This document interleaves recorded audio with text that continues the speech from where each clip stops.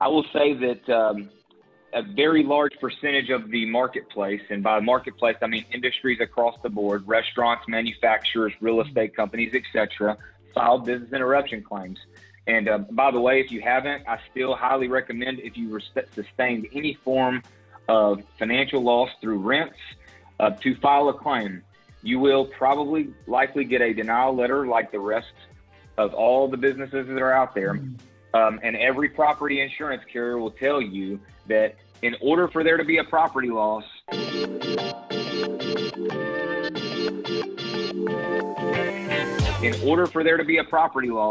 a property claim, there has to be property damage. Well, COVID-19, the hot topic out there, you know, they're making the case that there's no property damage. No. So they're going to deny claims based on that. They will even take it a step further and tell you that the typical ISO property form will always include a virus bacteria exclusion on it. So most every property policy out there, not all, but most every property policy out there is declining any form of business interruption or loss of rents claim. I am still making recommendations to file a claim for the mere sake of, we don't know what the government's going to do. Yeah. We don't. And if they were to step in, I like to think that the first in line process will play out in the claim process, because I think the government is not going to know how to adjust business interruption and loss of rents claims. They're going to have to sub that to the insurance companies. So I know I went off on a tangent, but I just feel like right now it's a very hot topic. I think everybody's, you know, concerned about what to do, what's going on.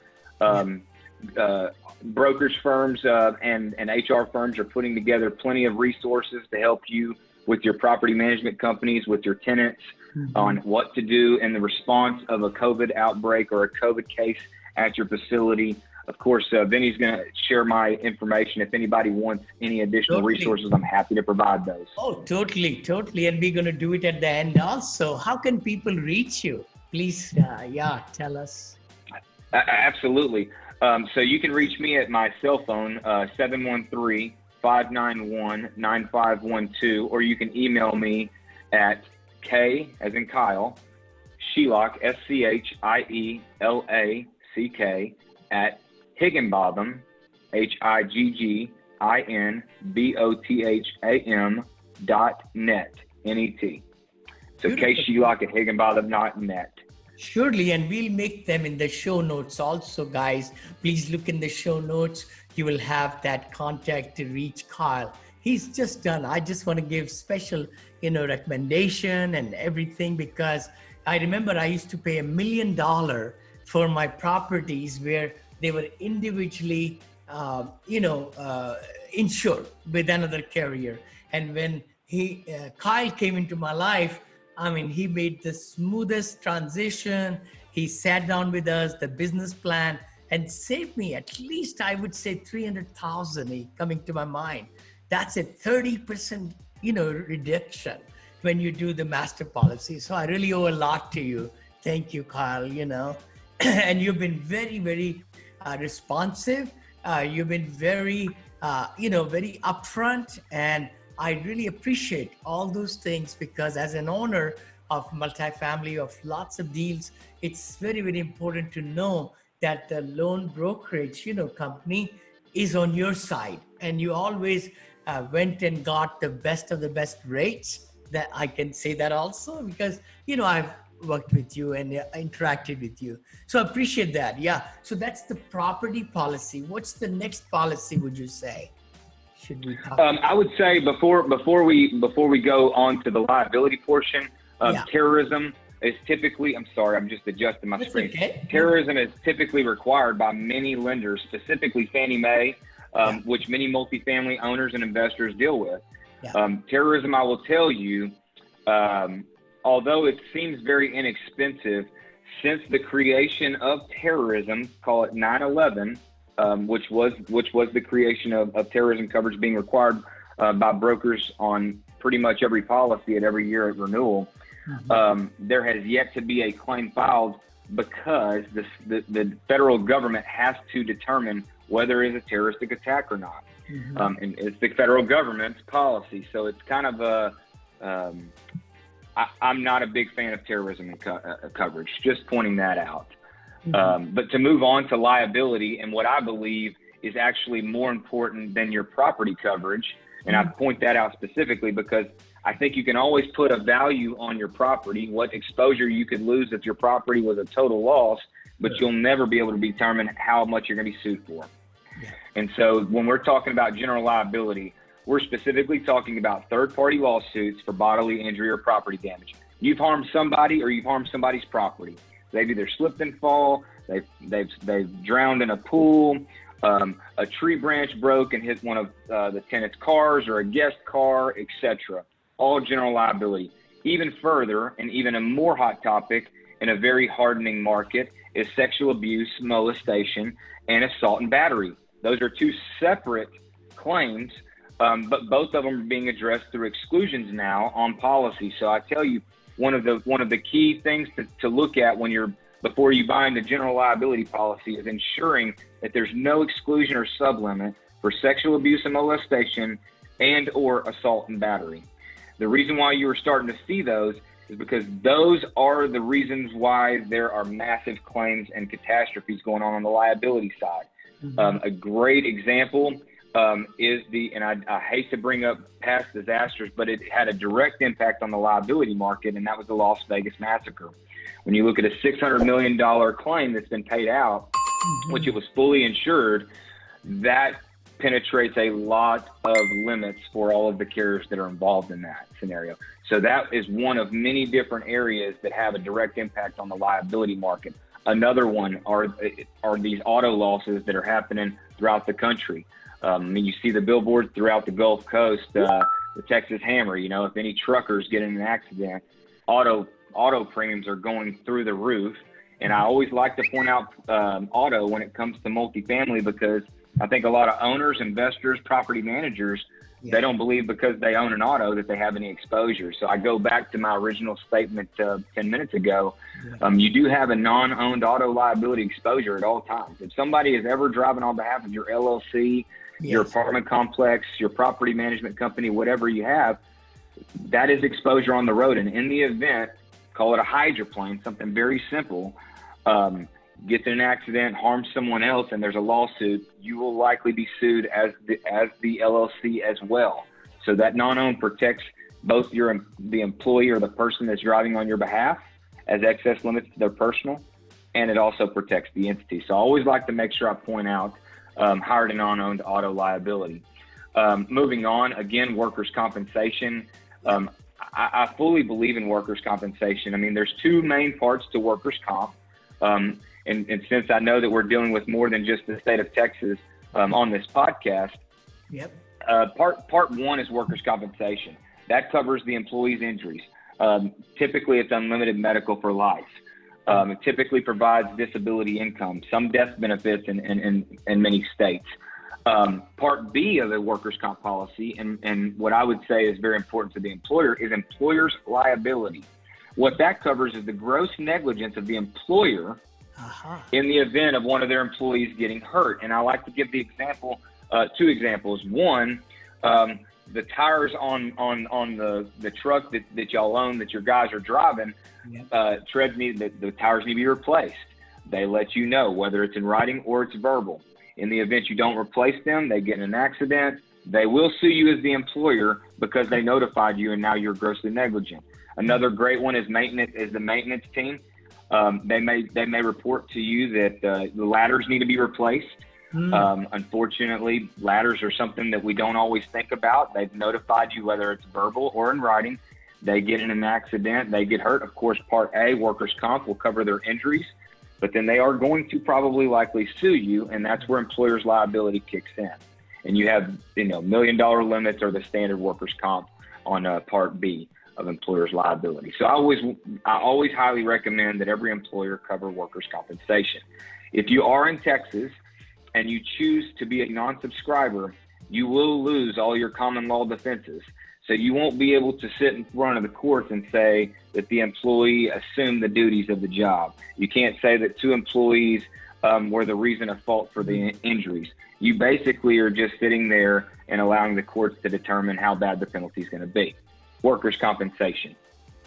And then again, excess liability, something that may be required by your lenders but typically not to the limits that most of the multifamily industry and even commercial real estate industry is purchasing.